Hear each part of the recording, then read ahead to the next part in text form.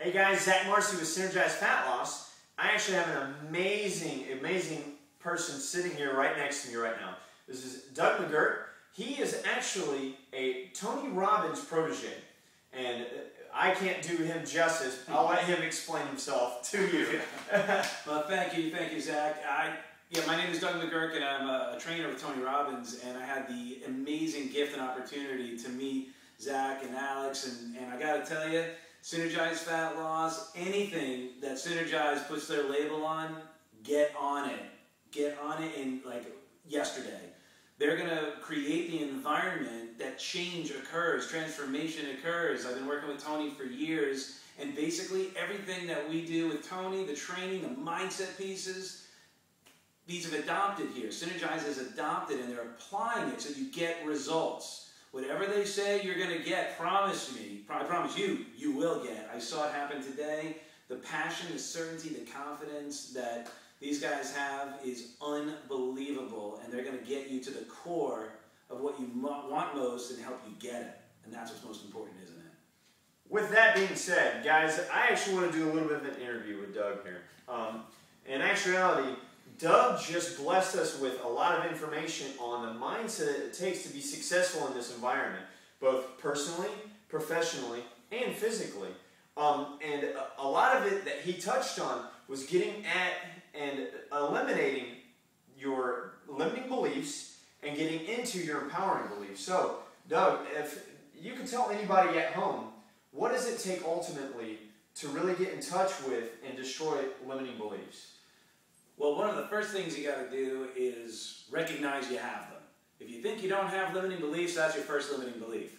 Then, once you're aware of that, it's a question of changing three things to start getting access to it. And the first thing is your focus. Right, where focus goes, energy flows. If you're focusing on why you can't make something happen, well, you won't make it happen because that's what you'll get. So you got to change your focus. Start focusing on what you want.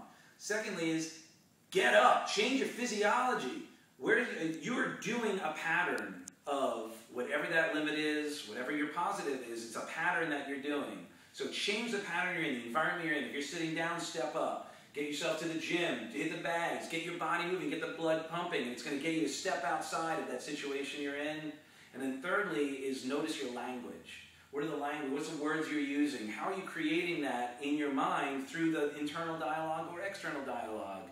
And then one of the questions you could ask is, if it's a limiting belief, you could say, is that true? Ask the question, is it really true? And then the other thing is, if you know what you want, say, what would I have to believe in order to get that? What are some beliefs? What are some things I would need to focus on to start moving towards that outcome? Because again, if you think about when you're driving a car, do you drive? Zach? Yeah, I drive. So when you're driving and you're looking for an address, what happens to your car if you're looking off to the side? You're steering that direction. I did that yesterday.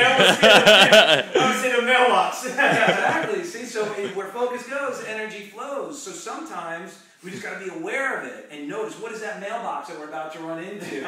Right? What is that opportunity that maybe we're missing because we're looking at the wrong direction? We're focusing on why we can't rather than why we can or why we must. And that's just food for thought. And I could be wrong. No. No, I know. Absolutely. Not at all. So, I mean, it's almost too much to absorb because, I mean, in all honesty, let's just take it back a notch real quick. Like, so you're saying that I'm looking to lose weight, right? Right. And there's something in my belief structure inside of my head and inside of my body, somewhere in my mind, that is limiting me from being able to break through that barrier. Is that true? Absolutely. Think about it. How many of you know somebody who says they're big boned? Oh, yeah. I hear that one a lot. Right? I do hear that one a lot. Guys, it's an excuse, not a reason. Right, exactly. And right. But if you say that, what it is these excuses become a fortress of solitude. You can now, it's no longer your responsibility. It's not your belief. It's I'm big boned. It's not me. It's my bones. That makes sense. And then next thing you know, you're buying that story. You're living it. And then you go, oh, see, I can't do it. I'm big boned. Or, you know, what's another one? Oh, I'm type A. My blood's type A. And type B people can lose weight.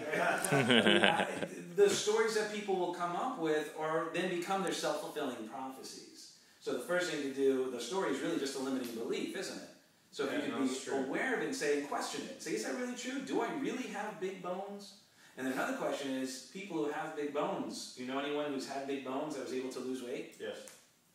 I know a lot of people that had big bones that lost weight. So then what you do is you start getting access to it. And if you see yourself as a fat person, if you believe yourself to be a fat person, you're going to then live into that. Yeah. So one of the things that Synergize is so brilliant at, and I've had the opportunity to share with you guys, is you get to that core that starts shifting that belief, so you can start having that belief, that ownership of you're vital, you're full of energy, you're full of vitality. And you are. And you are. And then once you start focusing on that, you start living into it, and then start owning it. Instead of I'm big boned, I'm vital, I'm full of energy, I'm a healthy, happy human willing to do whatever it takes, and then you do so. So, ultimately, it's about you taking action. It's about getting rid of the excuse and then finding those beliefs to take action, correct? Asking the question, what would I need to believe? What would I need to believe in order to take action? Well, let's brainstorm that for a minute, because you there at home, literally, guys, this is extremely powerful. And by the way, you can implement this into your life immediately. You can do that now. So, with that being said, let's talk about some of the beliefs that people really should have. Number one, you have the ability to lose weight. Absolutely. Number two, you're not a fat person. You are a person that needs to lose weight. Exactly. You're a person that has the capability of losing weight. What are some of the other things that you've experienced with people in the looking to make a positive physical change in their life? What are some of the things that you've experienced where their mindset needs to shift in order for them to make a physical change? One of the things which is great is finding a purpose as well. So, I'm like women getting married is a great version. I'm sure you get people like that. We kicked around the thought of even doing a bridal boot camp. There's a couple of them around, but you know what? Moms can always come in, brides can always come in, get in shape for their wedding. Exactly. Well, imagine if you were a bride or knew someone that was going to get married and they were worrying about their dress and if it is going to fit and so forth. Well, what would you have to believe about that? Well, I have to believe that I'm going to get into that size whatever for this wedding because I'm going to look beautiful. I'm going to have the most incredible wedding. I'm going to have all these incredible feelings, these emotions, people telling you look great and all that. And what that's going to do is create the energy to pull you towards what you're looking to achieve as opposed to basically talking yourself out of it. For example, if someone were thinking about getting on board to a bridal boot camp of some sort, they may come up with a story like, I don't have enough time, it's not for me. But sometimes we got to get a little deeper and go, what is really going on? Maybe they're thinking, wow, if I'm lose too much weight, now I have to maintain that. Yeah, that's true. And that becomes a new thing. So you got to watch the secondary gains from where the position we're in right now and reframe that and say, yeah, I want to be able to maintain it because who I'm going to become to maintain that is an example of leadership. I'm going to be inspiring the people I love. My husband's going to know that I do this because I love him and I love myself, most importantly. And then what's going to happen is you're going to attract more positive energy and you're going to keep the commitment. You're going to show up every day as the best you possible without making excuses. And it's funny that you said that. I'm totally going to piggyback off of that. Please. Literally, it's when you get that shift, other people start to notice. They really do. Yeah. And what you do is you pull yourself into an environment where other people are going to foster that. And that's what we do with all of the Synergize boot camps, all of the Synergize programs is we make sure that we keep an ecologically sound, motivational, inspiring environment where everybody's positive, where everybody's lifting one another up. It's funny you say that because that's the reason why I have the business partners I do. I have guys like you that I work with, and literally our clients suddenly get this shift where they're all picking one another up. Yeah.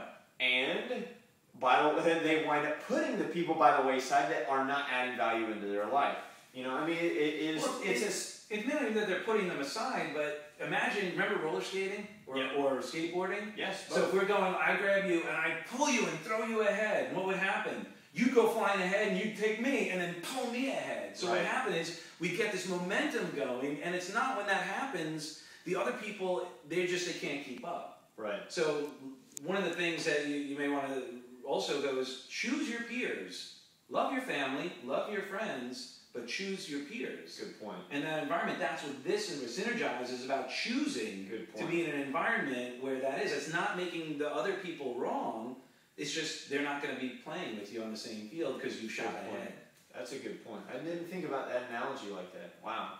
So, it just... That's my superhero name. I'm analogous man. Analogous man. Spell that one, guys. So, with that being said, I'm going to wrap up the interview real quick, guys. And just, if you can impress upon them just one of the most important mind shifts or one of the most important activities that they can go out and take action on right now, that's either going to help them break through that weight loss plateau or going to get them getting in motion to take action in their lives to lose that weight. If just one action item that they can do right now, what would that be? Well, the first thing is mindset. Change your mindset. So this is the way I look at it, and it's this. So just think of these terms. Two things. One, you don't have to get it right. Just get it going. And secondly is feed your passion and starve your fear. Focus on what you want, why you want it. Feed that, nurture that part of you, and then starve that fear. Don't give it any attention. Don't give it any credence because it's worthless. It's not helping you. And that's just... Say that one again. That was good. Yeah, that was really good. You got the cameraman going back here. That was really good. So feed the passion and starve the fear. Wow. Yeah. That's awesome. Feed the passion and starve the fear. Wow. I don't know what else to say. Thank you. Thank you very much, Doug.